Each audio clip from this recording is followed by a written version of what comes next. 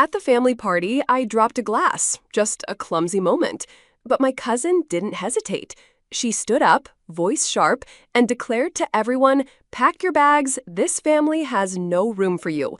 I'm Emma, and that moment shattered something inside me. The resort in Miami was alive with guests, mingling under string lights, the ocean waves crashing nearby, but the room went dead silent. My cousin, Stephanie, always the polished one who thrived on approval, smirked as she said it, like she'd been waiting for an excuse to push me out. My father glanced over, his expression stern as usual. The man who built our hotel empire on ruthless decisions, not saying a word but clearly siding with her. The betrayal stung deep, bringing back flashes of being the odd one out in our high-pressure family. I didn't yell or cry. I just grabbed my keys and left, the humid air sticking to my skin as I crossed the parking lot to my car. Driving home along the palm-lined roads, hands steady on the wheel despite the rage building, I realized this was it. I had nothing left to lose. It wasn't just the spill, it was years of feeling like an outsider in my own life. If you've ever been blindsided by family like that, give this a like, subscribe for more honest stories of breaking free, and comment, how would you handle a cousin dropping a bomb like that on you? The drive back to my apartment in Miami was heavy, the humid night air thick through the open window. I'm Emma, 24, and I've spent years trying to carve a place in a family that never wanted me. My father, Michael Carter, built Carter Hotels into a Florida empire, a man who commands boardrooms and dinner tables with the same iron grip. After Mom died in a car crash when I was 11, rushing to one of his resort openings, the house turned colder than the ocean in January. He poured everything into Stephanie, my cousin, who moved in at 15 after her parents' plane went down. She's 28 now, all sharp edges and ambition, always chasing Michael's approval like it's oxygen. Me, I was the spare, the one who didn't fit his vision of glossy perfection. It started early. My 13th birthday was supposed to be a small party at our South Beach resort. Instead, it became a networking event for Michael's investors. I sat by the pool, ignored as Stephanie smoozed with guests, already his protege. "Emma, smile more," she said, handing me a resort-branded keychain instead of a real gift. Michael didn't even notice me. Later, he pulled me aside. "Stephanie's learning the business. What are you doing with your life?" That cut deep, but I swallowed it. I tried harder, straight A's, debate team captain, but it was never enough. When I picked a college major in education over hospitality, Michael sneered. "Nonprofits? That's for people who can't cut it in the real world." Stephanie backed him, her voice sugary but sharp. "You could at least try front desk, Emma. It's not hard." Years of that piled up. At a Thanksgiving dinner in our Key Biscayne mansion, I suggested cutting waste at the resorts, like plastic straws. Michael laughed. "Stick to your books." Stephanie chimed in, "We don't need green ideas slowing profits." She had flashed that perfect smile, but her eyes were cold, like I was a problem to manage. I learned to stay quiet, to shrink at those glitzy events. But that night at the party, dropping the glass wasn't just a slip. It was me daring to exist in their space. Stephanie's words, that smirk, they lit a fuse I didn't know I had. Pulling into my parking lot, I tossed my keys on the counter and checked my phone. 31 missed calls. Michael's number mostly, a few from Stephanie. No texts checking on me, just voicemails. Michael's voice was clipped. "Emma, you made a mess tonight. Fix it. Call me." Stephanie's was smoother, fake concern. "Hey, let's talk this out, okay? Don't blow it up." I deleted them, my hands shaking with anger, but also something new, clarity. This wasn't about fixing a glass, it was about control. I kicked off my sandals, the tile cool underfoot, and spotted my old high school journal on a shelf, buried under cookbooks. Blue cover, edges frayed.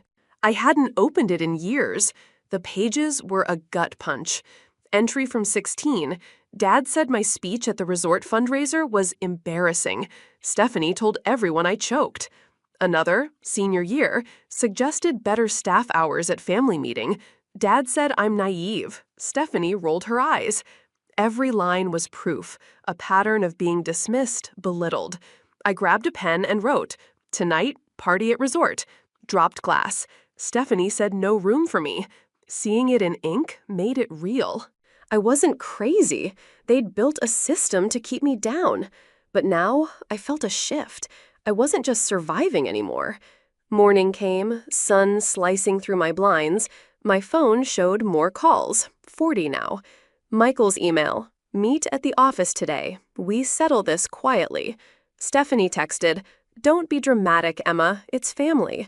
I ignored them. Instead, I thought of Linda, Michael's younger sister, 55, who walked away from Carter Hotels a decade ago.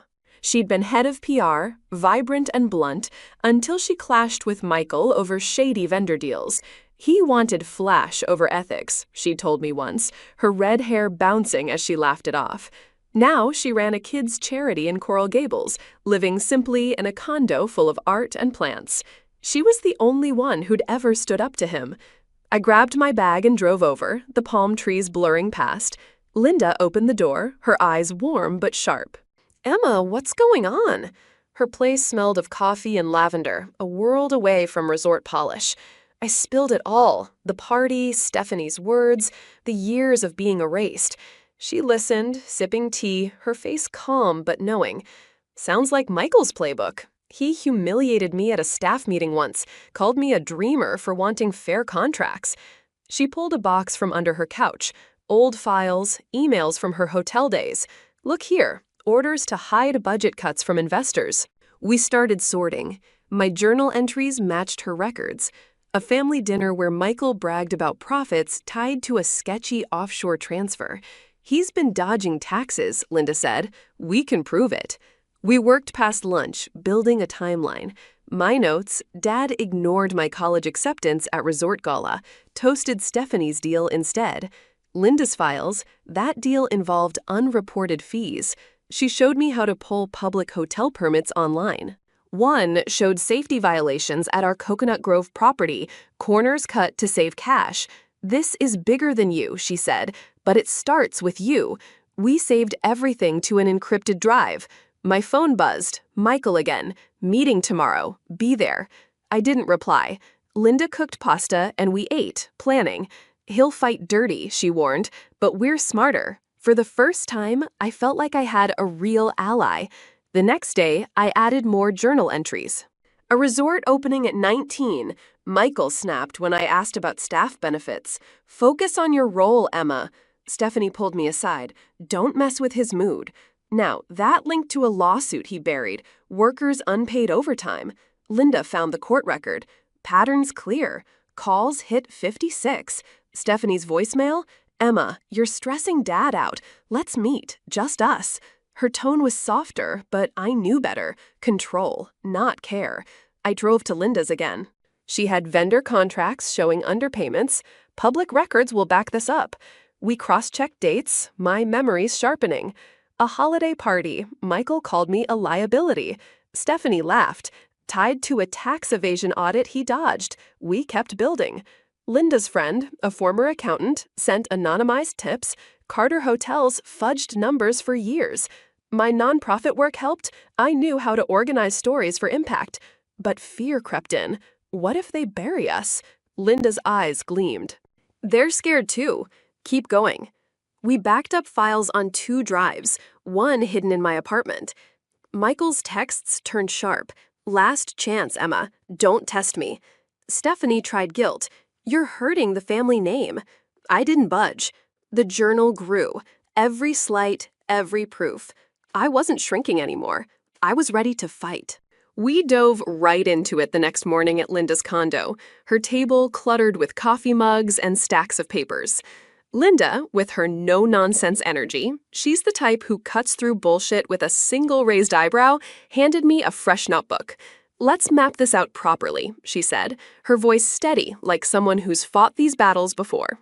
Michael, my father, is 60, a self-made tycoon who started Carter Hotels with one rundown motel and turned it into a coastal empire through sheer will and questionable shortcuts. He's charming in public, but at home, he's a control freak, always calculating risks. Stephanie's his mirror, 28, driven, the kind who networks at brunch and posts motivational quotes on LinkedIn. But underneath, she's insecure, clinging to his validation like it's her lifeline. The timeline began with my journal entries. I read one aloud from age 17. Dad shut me down at the hotel expansion meeting, called my ideas stupid. Linda nodded, cross-referencing it with a public permit filing she pulled up on her laptop. That expansion in Fort Lauderdale, he bypassed environmental checks to save time, fines paid quietly. Her charity work made her meticulous. She'd spent years advocating for fair labor, which is why she left the company after Michael ignored her pleas for better employee conditions.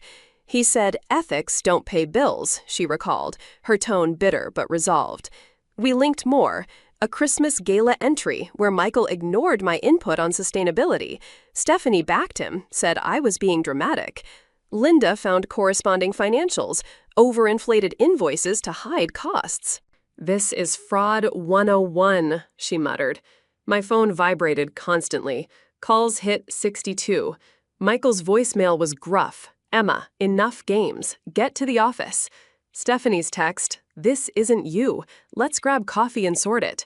Her words sounded genuine, but I knew her. She's the mediator who always sides with power. I replied once, "Coffee won't fix this." No response. Linda glanced over. "Ignore them. Focus." We added screenshots of those messages to the file, timestamped. She showed me how to use free tools like county databases for hotel records. One popped up, a safety violation at our Palm Beach property. Workers complained about faulty wiring. Michael settled out of court.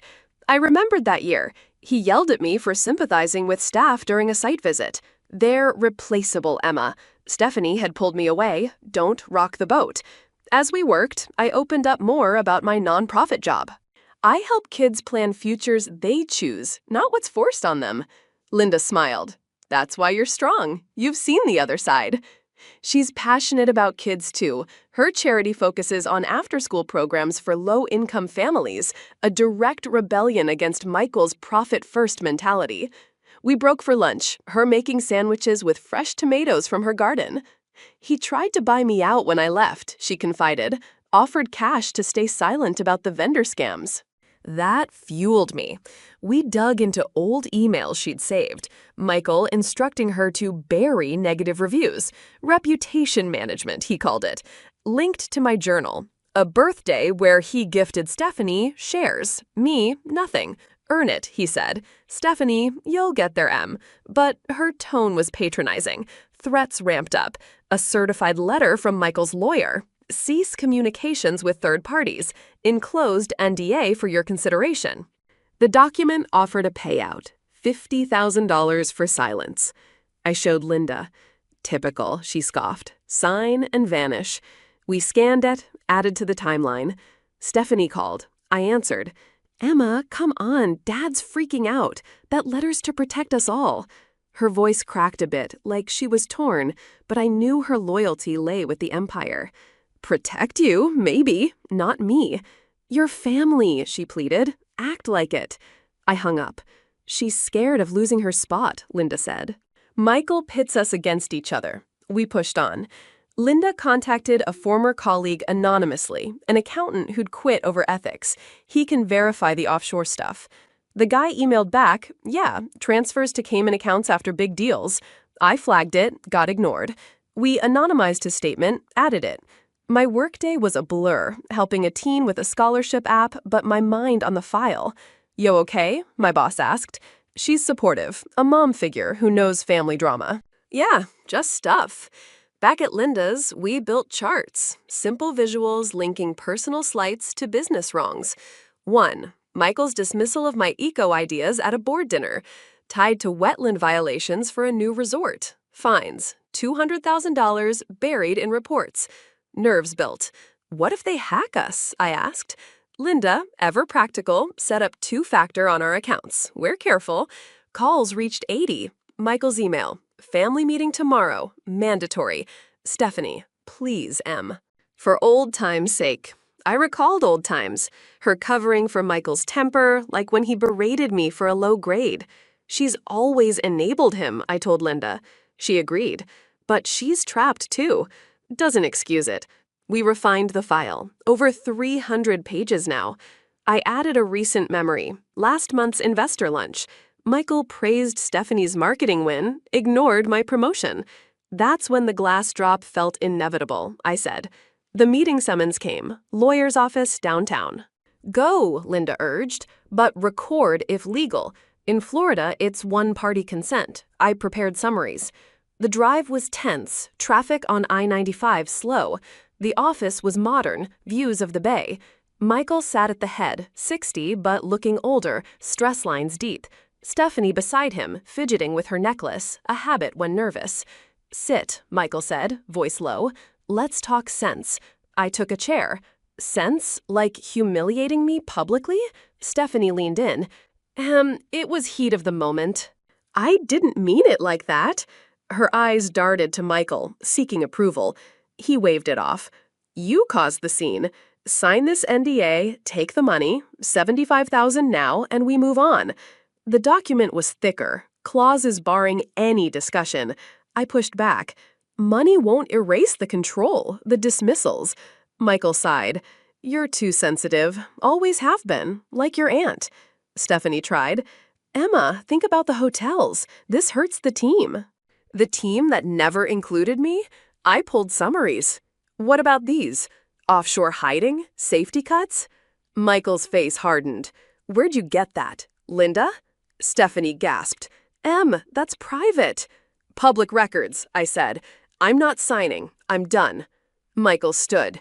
You'll regret this. We'll prove you're unstable. Your therapy after the accident. I met his eyes. Try. It'll backfire. Stephanie reached out. Please, let's fix this as family. But her voice wavered, like she knew it was broken. I left, adrenaline pumping. Back with Linda, I replayed it. They threatened lawsuits. She listened, then hugged me. You held strong. We called Kimberly, my college buddy, 25, a social media whiz with a startup vibe, always buzzing with ideas but cautious about risks. Emma? Been ages. Her voice energetic over the phone. Need your expertise on something big. I explained the family mess, the file. Can you help go viral safely? Kimberly paused. Whoa, that's heavy. But yeah, if the proof's solid. Meet tomorrow? We did, at a quiet cafe in Little Havana. Kimberly, with her curly hair and laptop stickers, reviewed the docs. This is gold, but dangerous. We need realism. Start with a Twitter thread for credibility, Instagram Reels for emotional pull. Use Canva for graphics, anonymize sources. She outlined. Thread structure. Hook with your party story, then evidence drops. Hashtags like hashtag family accountability, hashtag corporate callout. Time posts for peak hours. Use alt accounts to test engagement. Verify facts with links. Avoid misinformation flags. Linda joined via Zoom, her practical side shining. Keep it factual, no embellishments. Kimberly nodded. We'll A/B test drafts, see what resonates. Risks, backlash bots from competitors or Michael's PR. Use VPNs. We drafted, first post, the night my cousin told me to pack my bags and why I'm speaking now. Attached blurred journal scans. Kimberly, this could hit 10,000 views easy if shared right. We scheduled tests. Her excitement contagious. You're brave, Emma. The prep consumed us. Kimberly ran mock campaigns on dummy profiles, tracking likes, shares. Thread format works best. Narrative pulls people in. Linda added witness statements. A ex-employee emailed, confirming the wage theft. Use my Anon quote. We integrated it. Michael's threats continued. A cease and desist letter. Ignore, Linda said. It's bluff. Stephanie texted. Saw the lawyer. You're scaring me. Talk? Her vulnerability showed, but too late. I blocked her. Kimberly warned, expect trolls, moderate comments. We refined reels, short clips with text overlays, voice over my story. Realism, cite sources like BBB complaints on hotels. As the gala neared, the file was ironclad. Kimberly, launch plan set. You ready? I was. The fight was on. The Investor Gala kicked off that Saturday at our Miami Beach resort, the kind of event Michael loved, glamorous with live jazz and ocean views drawing big names. Kimberly had the launch timed perfectly. She's 25, a freelance social media strategist with a quirky, tech-savvy personality, always juggling multiple phones, cracking jokes about algorithms, but dead serious about ethics in online spaces. We'll drop the thread at 8:15 during his toast, she said, her energy infectious as we finalized over video call. Linda chimed in, her practical side picking in. Keep it factual, no drama for drama's sake. The thread was crafted realistic, started with a simple Twitter post from an Anon account. I've stayed silent too long about family and business wrongs, thread 115. Followed by my narrative. It started at a family party when my cousin told me to pack my bags. But it's deeper. Years of mistreatment tied to shady deals. We included links to public docs, redacted for safety, using Google Drive shares with view-only access. Instagram Reels added short clips, text overlays on stock footage of beaches, voice over my story in a disguised tone. Hashtags like #HoldAccountable, #HotelTruth, chosen after Kimberly analyzed trends. These get traction without being spammy, she explained. Will boost with organic shares from my network, friends in marketing who owe me favors. I skipped the gala, watching the live stream from my couch. Michael stepped on stage, his 60-year-old frame still commanding, but tension in his shoulders showed. Carter Hotels, innovating luxury for the future. Stephanie stood offside, her usual confidence cracked. She fidgeted with her earrings, a tell when things unraveled. At 8:15, Kimberly texted, live. The thread posted. First responses, whoa, this is intense. Shares climbed, 10, then hundreds. On the stream, phones lit up. A guest murmured, check Twitter. Michael's toast faltered. As we build, partnerships, his assistant whispered urgently. Stephanie scrolled her phone, face paling. Comments flooded. Is this about Carter? Proof looks legit. Kimberly monitored. 20,000 views already. Reddit's picking it up. We had prepped for realism. Fact-check links to BBB complaints on hotels, anonymized employee quotes. No hype, just evidence. Fallout was swift. By 9, major accounts retweeted. A travel influencer, if true, boycotting Carter. Sponsors messaged polls. Michael's speech ended early. The stream switched to music. Leaked clips showed him off stage. Who leaked this crap? Stephanie, Dad, it's Emma. I knew she was talking to Linda. Her voice shook, revealing her fear of losing the empire she'd built her identity on. News sites grabbed it overnight. Hotel chain CEO accused of fraud, family strife. IRS flagged the offshore mentions. Tips poured in. Kimberly, viral loop activated. People sharing personal stories now. She moderated comments on our posts, deleting trolls, keeps it clean, avoids flags. I packed that week, moving to a cozy condo in Wynwood. Street art walls, vibrant but grounded, a far cry from resort opulence. Kimberly helped with boxes, her bubbly side showing. This place suits you, creative, free. Linda brought plants. New roots, she said, her warm pragmatism shining through. Proud of you for standing tall. Work at the nonprofit felt renewed. My boss, a compassionate mentor in her 40s, noticed, you seem lighter. I led a session for teens. Own your story. One kid shared family pressure. I listened, drawing from mine without oversharing. Michael's empire crumbled. Board resignations hit email inboxes. A partner chain severed ties. Ethics matter. Stocks dipped 15%. He issued a PR statement. Personal disputes exaggerated, focusing on core values. No apology.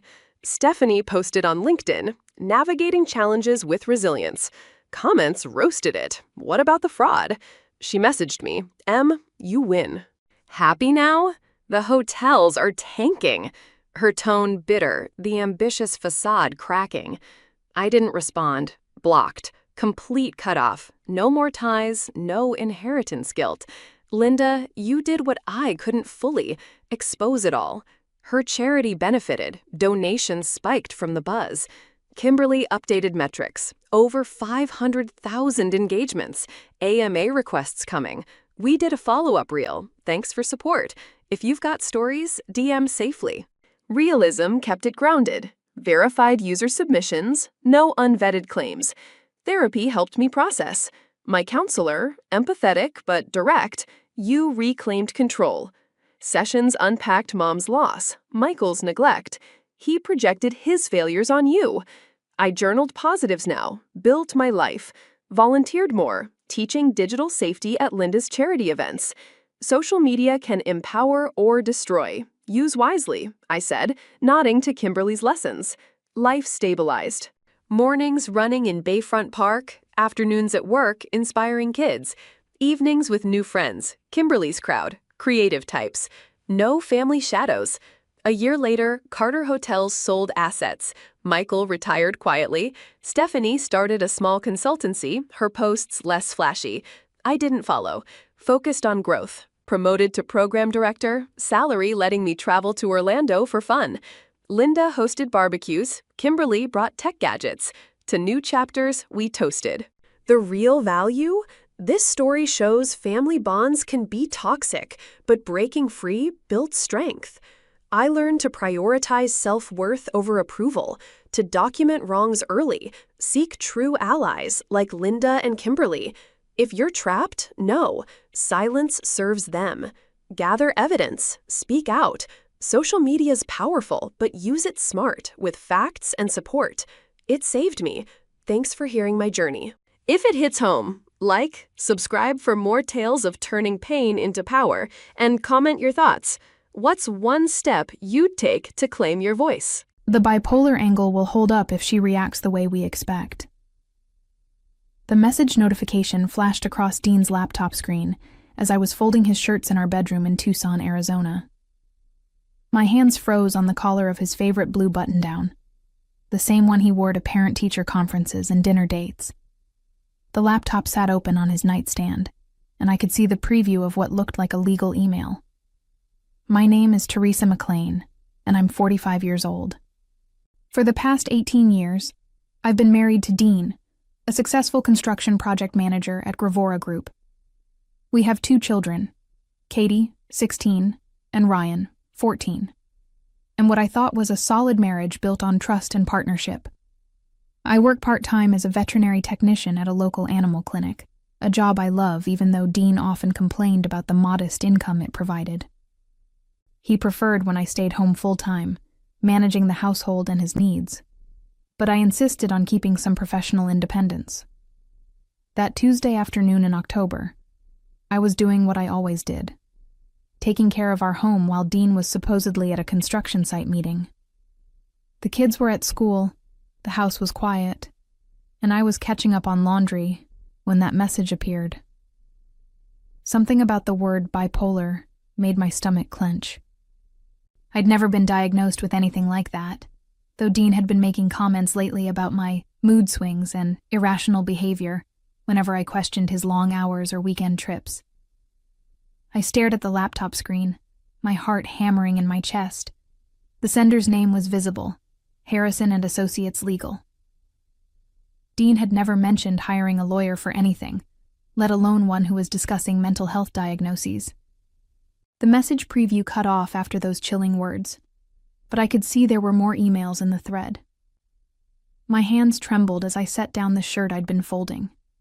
Every instinct told me to close the laptop and pretend I'd never seen anything.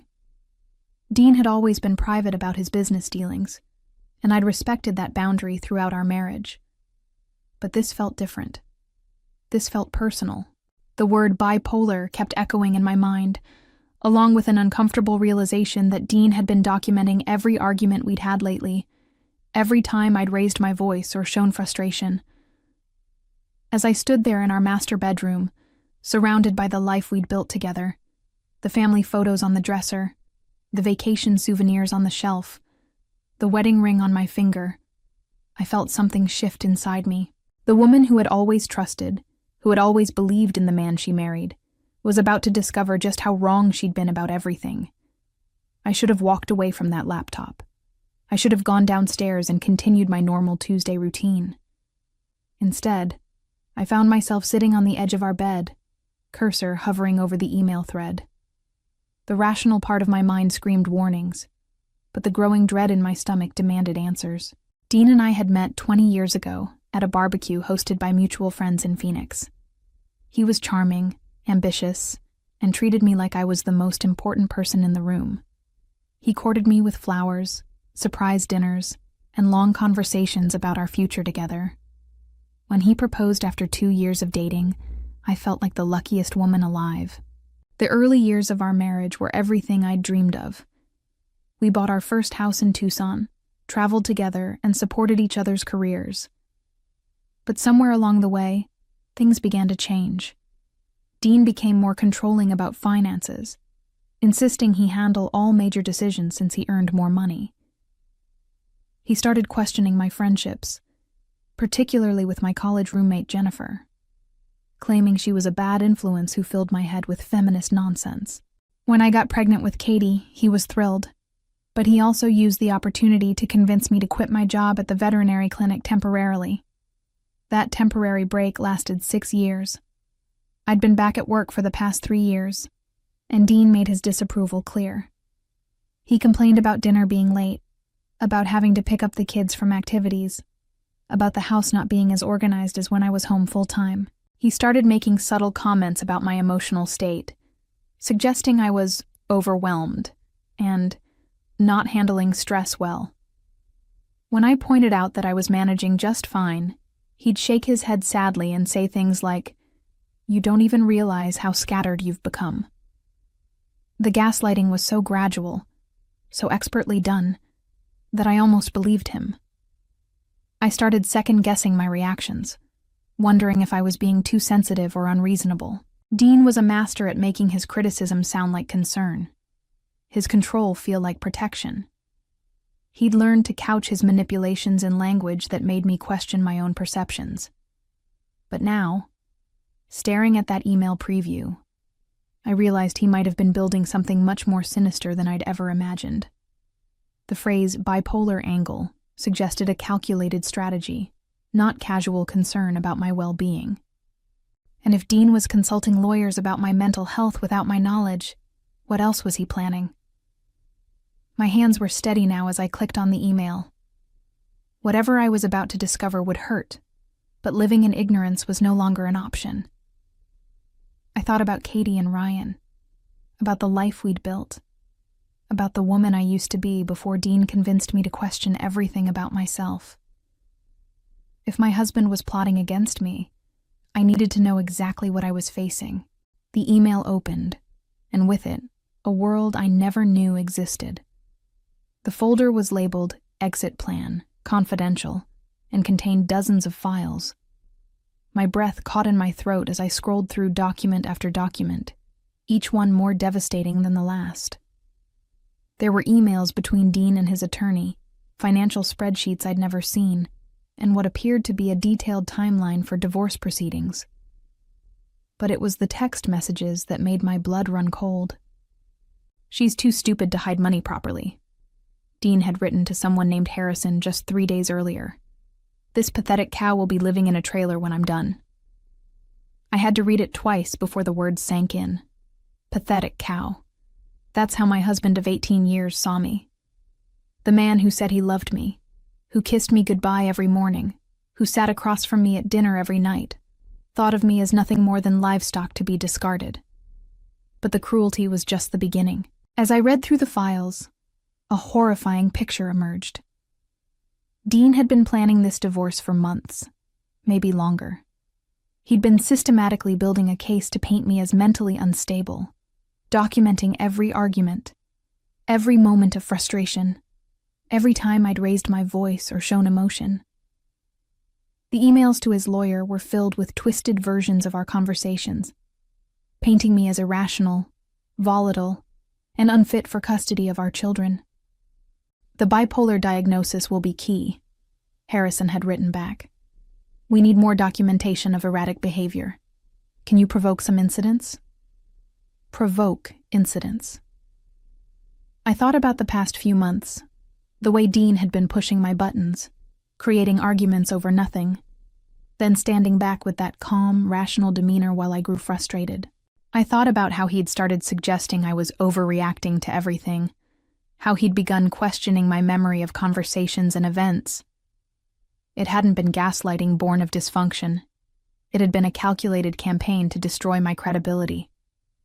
The financial planning was even more sophisticated. Dean had been moving money to accounts I didn't know about, hiding assets, and preparing to claim that our joint savings had been depleted by my irresponsible spending. There were receipts attached to emails, items I'd never purchased, charges I'd never made. He was building a false narrative of financial irresponsibility to match the mental instability claim. But perhaps most chilling was the custody strategy. Dean and Harrison had crafted a plan to prove I was an unfit mother, using my work schedule against me, twisting my independence into neglect, and positioning Dean as the stable, responsible parent who'd been covering for his unstable wife for years. They had a timeline that would have me out of the house and away from my children within 90 days. I sat in the silence of our bedroom, surrounded by the debris of my shattered marriage, and felt something I hadn't experienced in years. Clarity. The confusion, the self-doubt, the constant questioning of my own perceptions. It all made sense now. I wasn't losing my mind. I was being systematically dismantled by someone who was supposed to love me. For the first time in months, I knew exactly what I needed to do. I didn't scream. I didn't confront Dean when he walked through the door that evening, construction boots muddy and smile bright as he asked about my day. Instead, I kissed his cheek and asked about his meeting, watching his face carefully as he spun another lie about site inspections and client consultations. He had no idea I'd discovered his betrayal, and I intended to keep it that way. That night, after Dean fell asleep beside me, I lay in the darkness planning my next move. My first instinct was to gather evidence, but I had to be smart about it. Dean was clearly several steps ahead of me, which meant I needed to catch up quickly without alerting him to what I knew. I couldn't let emotion drive my decisions, not when my children's future was at stake. The next morning, I waited until Dean left for work, and the kids were at school before returning to his laptop. This time, I came prepared with a flash drive in my phone.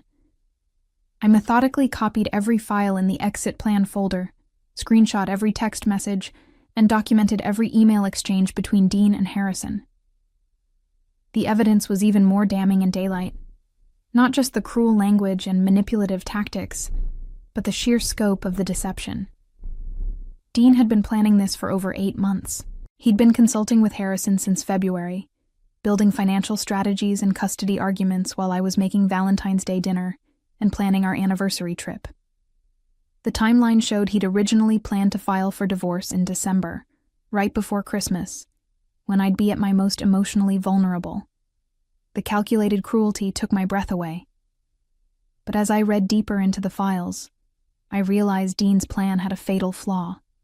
He'd underestimated me completely.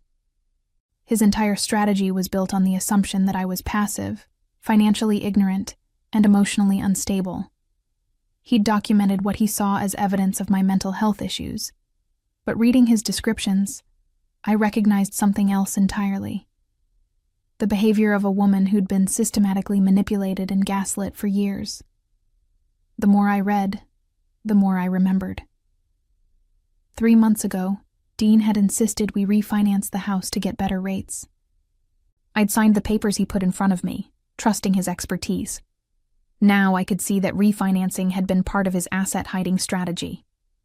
2 months ago, he'd convinced me to close my individual savings account and combine everything into our joint account for better financial planning. That money had been quietly moved to an account I'd never seen. But Dean had made one crucial mistake. In his arrogance, he'd documented everything. Every lie, every manipulation, every cruel calculation was preserved in digital form. His own words would become the weapons I'd use to defend myself. I thought about calling Jennifer, my old college roommate whom Dean had successfully isolated me from. I thought about calling my sister in California, whom I'd grown distant from after Dean's subtle campaign against her. But first, I needed legal advice. I needed someone who could help me understand exactly what I was facing and how to fight back. I pulled out my phone and searched for divorce attorneys in Tucson. But then I stopped. Dean knew the legal community here. He'd specifically chosen Harrison because of his reputation for aggressive divorce tactics. I needed someone Dean wouldn't expect, someone outside his network. That's when I remembered something from the files I'd read.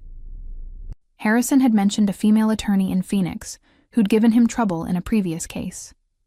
He'd called her ruthless and impossible to intimidate.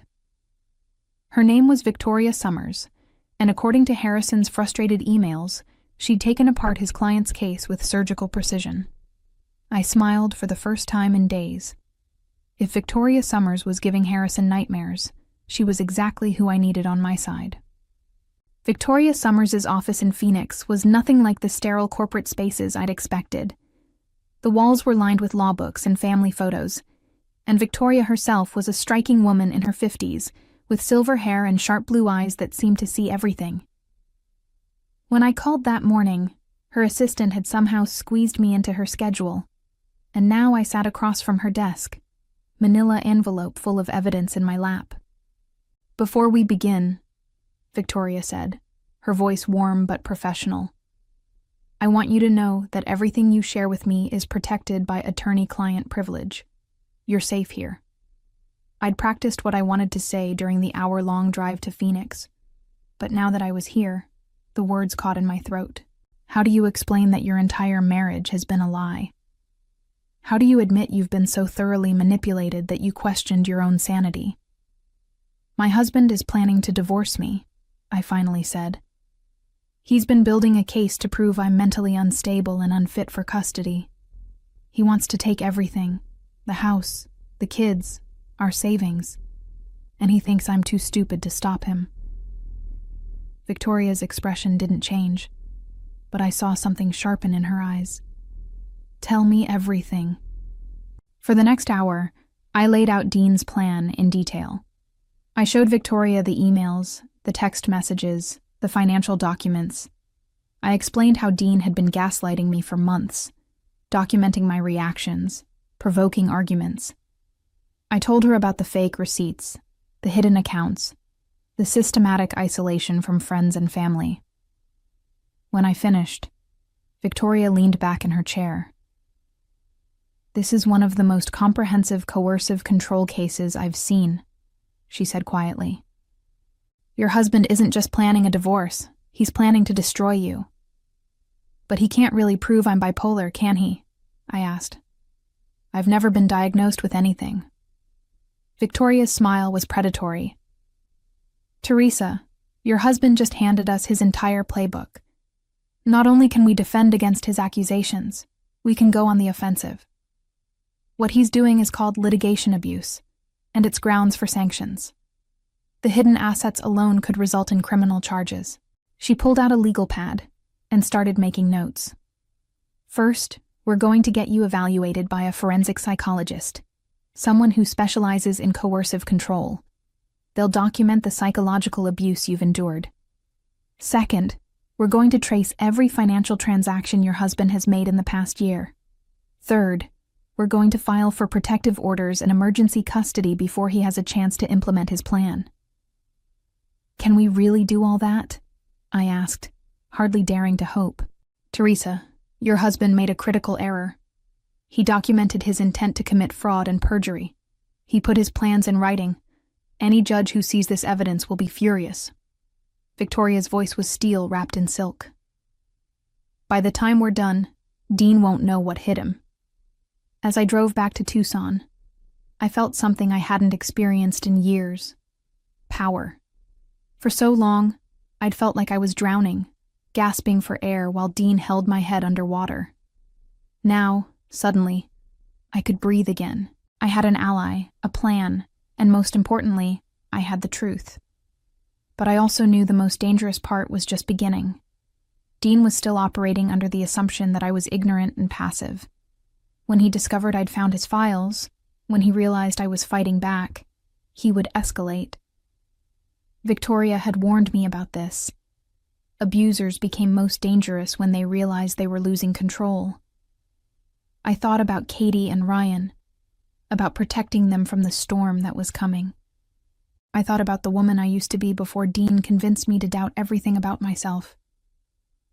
That woman was still here, buried under years of manipulation, but stronger for having survived it. Dean wanted a war. He was about to get one.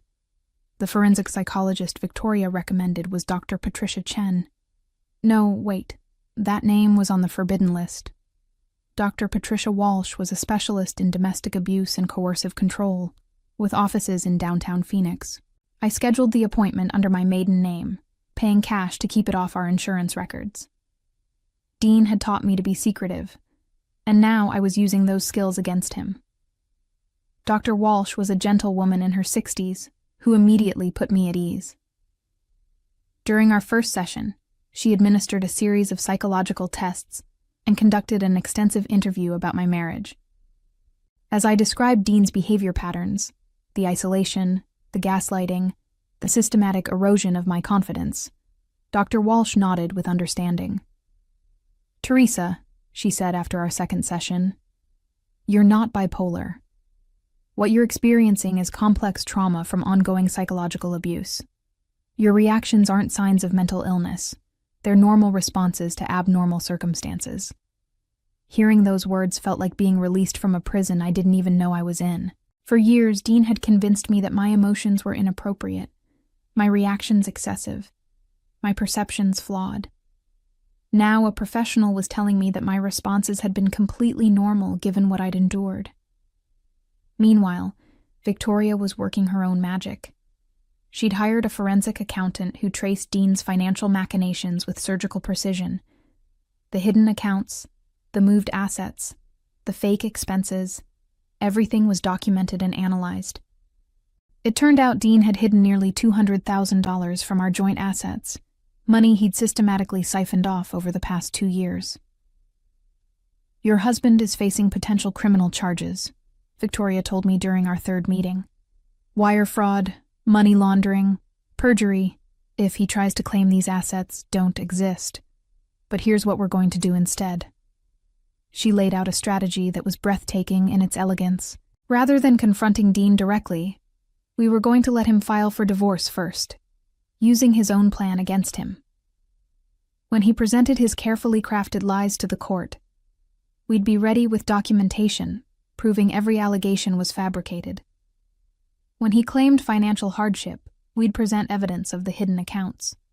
When he argued I was unfit for custody, we'd have Dr. Walsh's testimony about coercive control. "The judge will see that your husband spent months planning to defraud both you and the court system," Victoria explained. "That doesn't just hurt his credibility, it can result in sanctions, criminal referrals, and emergency protective orders." But the most satisfying part of the plan was what Victoria called the nuclear option. If Dean tried to claim I was bipolar without any medical evidence, we could argue he was practicing medicine without a license. If he produced fake medical records, that was criminal fraud. Either way, his own strategy would destroy him. As October turned to November, I maintained my normal routine while secretly building our case. I was careful not to change my behavior in any way that might alert Dean to what I knew. I continued doing laundry, making dinner, asking about his day. But inside, I was a completely different person. The self-doubt was gone, replaced by cold determination. Dean had no idea his pathetic cow had grown fangs. The hardest part was protecting Katie and Ryan without alerting them to the crisis brewing in our home. I made sure all their important documents, birth certificates, social security cards, school records, were secured in a safety deposit box Dean didn't know about. I quietly arranged for them to spend Christmas break with my sister in California, framing it as a fun vacation, rather than a strategic move to keep them out of the line of fire. Everything was falling into place. Dean's timeline showed he planned to file for divorce on December 15th, right before the holidays when he thought I'd be most vulnerable. What he didn't know was that I'd be ready for him. December 15th arrived with unseasonable warmth, the Arizona sun streaming through our kitchen windows as I made coffee and waited. Dean had been unusually cheerful at breakfast, humming while he got ready for work, probably anticipating the bombshell he planned to drop later.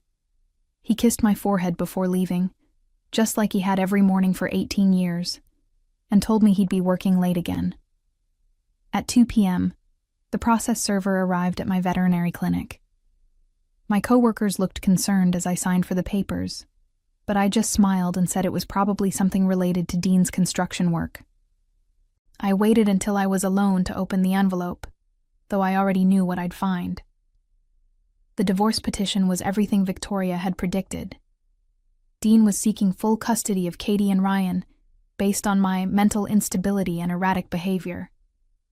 He claimed I'd been spending recklessly, depleting our savings, and creating a chaotic home environment. According to the document, he was requesting minimal spousal support due to limited financial resources and asking the court to consider my history of emotional outbursts when determining custody arrangements. Every allegation was exactly what we'd seen in his files. Every lie was perfectly crafted. Every manipulation was precisely what we'd prepared for. I called Victoria immediately. "He filed," I said simply. "Perfect," she replied. "How are you feeling?" "Honestly, relieved. It's finally starting." That evening, Dean came home with flowers, and Dean's famous, concerned husband expression. He sat me down in our living room, took my hands in his, and delivered the performance of his life. "Teresa, honey, I need to talk to you about something difficult.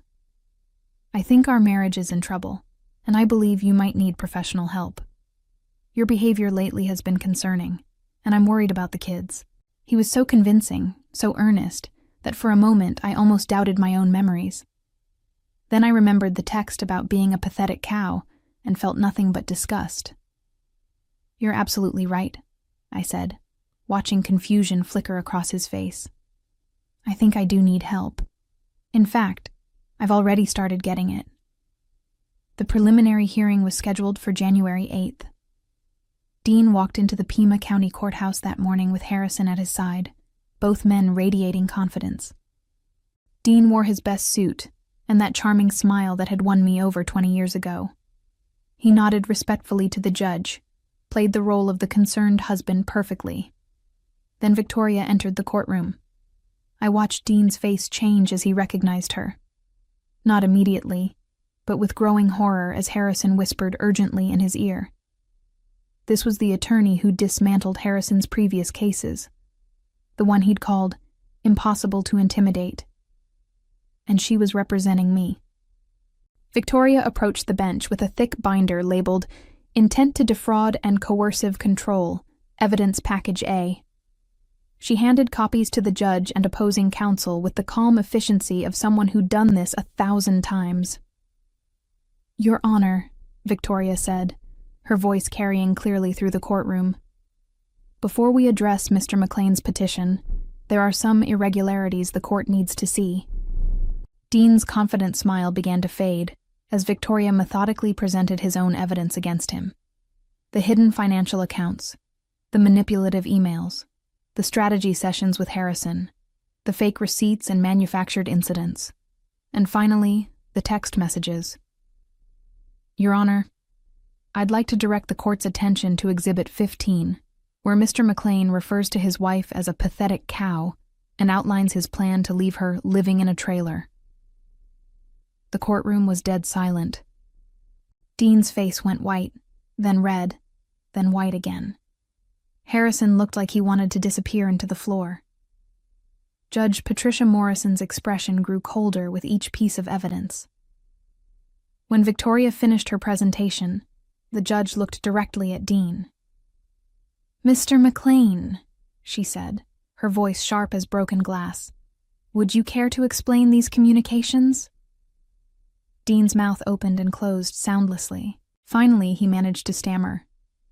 "Wait, this isn't what it looks like." But it was exactly what it looked like.